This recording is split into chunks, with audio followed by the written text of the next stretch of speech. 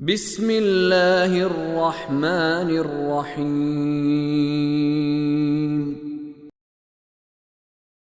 وما أرسلنا في قرية من نبي إلا أخذنا أهلها بالبأساء والضراء لعلهم يضرعون 94 وما أرسلنا في قرية من نبي اور ہم نے کسی بستی میں کوئی نبی نہیں بھیجا الا اخذنا اهلها بالبأساء والضراء لعلهم يضرعون. یہ اس آیت میں اور اس سے اگلی آیت جو 95 ہے 94 اور 95 اس کو توجہ فرمائیں. اللہ تبارک و تعالی اپنی ایک سنت یعنی ایک اٹل قانون بیان فرما رہا ہے کہ جب بھی کسی قوم میں نبی آتا ہے تو اللہ تعالیٰ ان کے ساتھ کیا کرتا ہے اور وہ کس لیے کرتا ہے تاکہ وہ ٹھیک ہو جائے. اور وہ قانون یہ ہے، آیت میں بعد میں پڑھتا ہوں، خلاصہ یہ ہے کہ خداوند عالم جب نبی بھیجتا ہے تو اس قوم کو پھر آزمائشوں میں ڈالتا ہے، سختیاں کرتا ہے ان پر. یہ سختیاں کس لیے ہوتی ہیں؟ تاکہ وہ جو ان کے ذہنوں میں غرور اور تکبر ہے کہ ہم جیسا کوئی نہیں، وہ تکبر کا بت ٹوٹے اور وہ کچھ توجہ کرے. جیسے ہوتا ہے نا بندے کے پاس بہت خوشحالی میں جب ہو تو اس کو خدا بھولا ہوتا ہے، اور جب کوئی سختی آ جائے، بیماری آ جائے، کوئی نقصان ہو جائے تو پھر اس کو اللہ یاد آتا ہے. اس کو لگتا ہے کہ اسی بارگاہ سے میرا مسئلہ حل ہوگا، ورنہ میرا جو اختیار تھا، میں جو سمجھ رہا تھا میں سب کچھ ہوں، تو وہ تو میرے ساتھ یہ نقصان ہو گیا، میرا یہ بیماری آ گئی.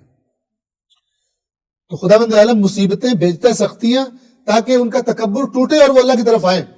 لیکن یہ آزمائشیں اور سختیاں کرنے کے بعد بھی اگر وہ لوگ نہ مانیں تو پھر ایک بہت خطرناک کام ہوتا ہے ان کے ساتھ. اور وہ خطرناک کام یہ ہوتا ہے کہ اللہ تبارک و تعالیٰ ان پر اور دنیا کے دروازے کھول دیتے ہیں. اب خوب مست ہو جاؤ اس میں، اقتصادی اعتبار سے، ہر اعتبار سے ان کی گویا کہ لگام ڈھیلی کر دی جاتی ہے. یہ کیوں ہوا؟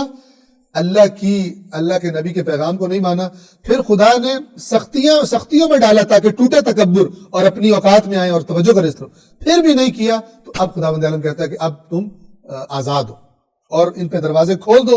اس دنیا میں جتنی سرکشی کرنی ہے کرو. اور یہ جو آپ دیکھتے ہیں دنیا میں سرکشی کرتے ہوئے خدا کے نافرمان، یہ اسی فارمولے کے اندر ہے. یہ ان کی لگامیں اللہ نے ڈھیلی چھوڑی ہوئی ہیں. لوٹ گئے، مثلا قوم کے غریبوں کا مال کھا گئے، جو ٹیکس جمع ہوتا ہے وہ لوٹ کے کھا گئے کرپشن میں، چاہے سرکاری افسر ہو، چاہے سیاستدان ہو، چاہے جو بھی طبقہ ہو جس کے پاس قوم کا پیسہ جاتا ہے اور وہ اپنے باپ کا مال سمجھ کے اس کو ہڑپ کر جاتے ہیں. جتنا بھی ان کا ہاتھ پڑ جائے، یہ سارا وہ طبقہ ہے کہ جن کو نہ رسول اللہ کا لایا ہوا قرآن سمجھ آیا، نہ ان کی نصیحت سمجھ آئی، اور یہ لوٹنے پہ لگے ہوئے ہیں. یہ وہ ہیں کہ جن کو اب خدا نے آزاد چھوڑ دیا ہے کہ تم کرو، پھر دیکھو کہ میں تمہارے ساتھ اکٹھا کیا کروں. اور یہ کس لیے؟ یہ اگر انسان کے ذہن میں سوال آئے کہ کیوں ان کو زیادہ کیوں دروازے کھول دیے ان پر، یہ بات اس کا سبب بہت خطرناک ہے. اور وہ یہ ہے کہ جس کو زیادہ، جسے کہتے ہیں نا پلا دی جائے، اس کا نشہ نہیں ٹوٹتا. ٹھیک ہے، وہ اور زیادہ نشے میں دھت ہو کر خرابیاں کرتا ہے. تو خداوند عالم انہیں دنیا کی نعمتوں کا نشہ اور چاہتا ہے چڑھ جائے تاکہ یہ نہ آئے واپس. یہ جو خداوند عالم کی ان پر غضب ہے، جس کی وجہ سے خدا ان کے ساتھ یہ کرتا ہے کہ یہ واپس ہی نہ آئے، اس کا سبب ان کا اپنا ٹھکرا دینا ہے اللہ کی طرف سے آنے والے دین اور نصیحت اور نبی کے خبردار کرنے. یہ سنت ہے اللہ، سنت پروردگار. سنت پروردگار قرآن کیسے کہتا ہے کہ جس کی صفت خود بیان کرتا ہے کہ اے رسول تو کبھی اللہ کی سنت میں تبدیلی نہیں پائے گا. خداوند عالم کے یہ قانون قوموں کے بارے میں اٹل ہے، تبدیلی نہیں ہوگی. اور ہمارے بارے میں بھی وہی قانون ہے. ایسا نہیں کہ رسول اللہ کے بارے میں سنت، اس لیے قرآن نے بتایا اس لیے کہ پہلی قومیں جو گزری ہیں جن کا ہم تمہیں بتا رہے ہیں، اور وہ اللہ کی سنتیں ان پر کس طرح ایکٹ کیا اللہ کی سنتوں نے جب انہوں نے خدا کی نبی کا لایا ہوا دین چھوڑ دیا، نافرمان ہو گئے، سرکش ہو گئے. یاد رکھیے اس بات کو کہ یہودیوں نے یہ نہیں کہا تھا ہم نے موسیٰ کو ماننا چھوڑ دیا، ہم تورات کو نہیں مانتے، قطعاً نہیں کہتے تھے. ساری اپنی 2 نمبریاں اسی کھاتے میں ڈالتے تھے کہ ہمارے جو غلط عقائد بنا لیے تھے. حضرت عیسیٰ کی قوم نے کبھی نہیں کہا کہ ہم نے عیسیٰ کو ماننا چھوڑ دیا ہے اور ہم انجیل کو نہیں مانتے، انہی کو مانتے ہیں. لیکن اللہ وہ ماننا قبول نہیں کرتا. یہ بات سمجھ، قرآن یہ بات سمجھاتا ہے. جب تک کہ اس نبی کا لایا ہوا آئین، اس کی اقدار، اس کے ڈوز اینڈ ڈونٹس، کیا کرنا ہے کیا نہیں کرنا ہے، جسے قرآن تقویٰ کہتا ہے، جب تک انسان وہ نہیں کرتا، اللہ کی بارگاہ میں ان بنی اسرائیل کو اور مسیح ڈانٹا کس لیے ہوا ہے؟ کس لیے عذاب کی دھمکیاں دی ہوئی ہیں؟ انہوں نے کچھ چھوڑی تو نہیں تھی مسیحیت، یعنی اپنے آپ کو مسیحی کہنا چھوڑا تو نہیں تھا، اپنے آپ کو بنی اسرائیل موسیٰ والے کہنا چھوڑا تو نہیں تھا، ہرگز نہیں چھوڑا تھا. جو موسیٰ آئین لے کر آئے تھے اس آئین سے پھر گئے تھے، جو حضرت عیسیٰ آئین لے کر آئے تھے اس آئین سے پھر گئے تھے، کرپٹ ہو گئے تھے. اور آج مسلمان بھی جو رسول اللہ آئین لے کر آئے تھے، آپ دیکھ لیں کیا حالت ہے. اپنے پاکستان کے معاشرے میں کرپشن کی حالت دیکھ لیں، اس آئین سے پھر گئے. قرآن مجید جو شعور دیتا ہے انسان کو، جو بصیرت دیتا ہے، یا جسے کہیں نور دیتا ہے، روشنی کرتا ہے کہ اس روشنی میں دیکھو کہ دنیا اور معاشرہ تمہارا کہاں کھڑا ہے، اس میں پھر انسان کو دکھائی دیتا ہے کہ یہ تو پچھلی قومیں بھی حضرت موسیٰ اور حضرت عیسیٰ کے نعرے مارتی رہی اور قرآن نے ان کو کتنا برا بھلا کہا ہوا ہے اور کہا ہوا کہ یہ تمہاری اس قسم کی چیزیں کام نہیں آئیں گی. آج وہی کام مسلمان بھی کر رہے ہیں. ناموں پر زور ہے، میرا یہ مسلک، میرا فلان مسلک، رسومات پہ زور ہے، لیکن اللہ کی اطاعت پر زور نہیں ہے. بلکہ بعض ایسے بے ایمان ہیں، پیسے کھاتے ہیں اور تقریریں کرتے ہیں کہ اللہ کے احکامات کو ہلکا بنا کے پیش کرتے ہیں.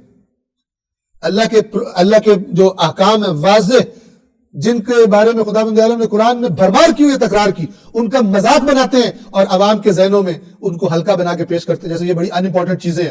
ٹھیک ہے، کوئی کہہ رہا ہوتا ہے قیامت کے دن میں تمہیں بتاؤں گا، نماز کو پتہ نہیں لنگڑاتی پھر رہی ہوگی، حج کو پولیو ہوا ہوگا، فلانی عبادت کو. یہ اس قسم کی خناسی کر کے پیسے بھی جیب میں ڈالتے ہیں، اللہ کی آیات کا مذاق اڑاتے ہیں، اللہ کی حدود کو. اور پھر لوگ جو یہ باتیں سن کے، ان کو کیا ضرورت ہے؟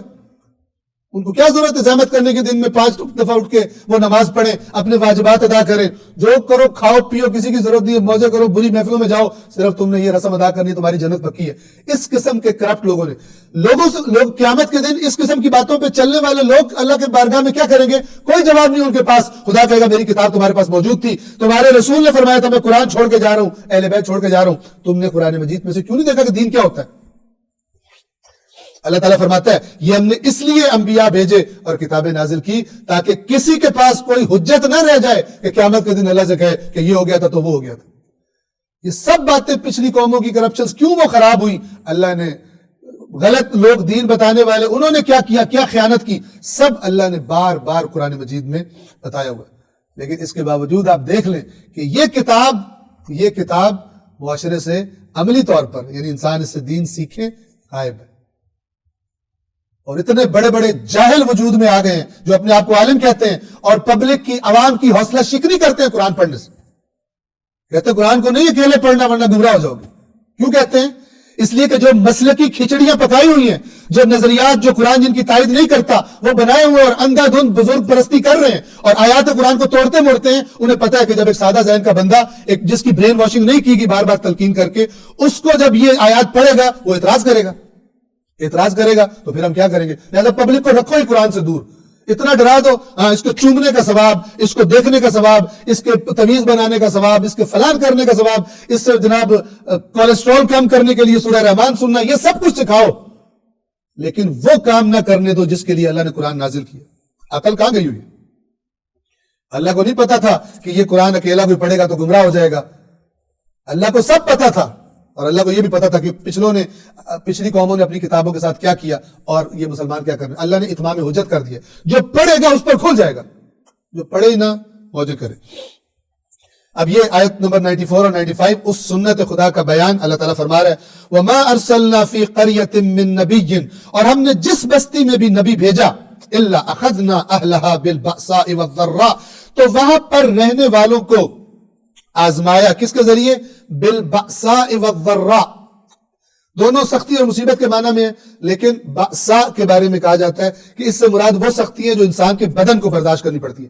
بدن پہ مصیبت ہے، بدن کو زخم لگے جیسے جنگیں وغیرہ ہیں یا مثلا بیماریاں وغیرہ ہیں. اور الضراء مالی نقصانات، کاروبار میں نقصان ہو جائے، فلان ہو جائے، قحط پڑ جائے، مثال کے طور پہ ایسی چیزیں.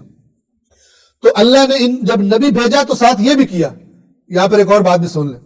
کوئی بندہ بہت ہی بےایمانیاں کرتا اچانک ہوا دیندار، ہو گیا بیمار، کہتا یہ کیسا دین ہے؟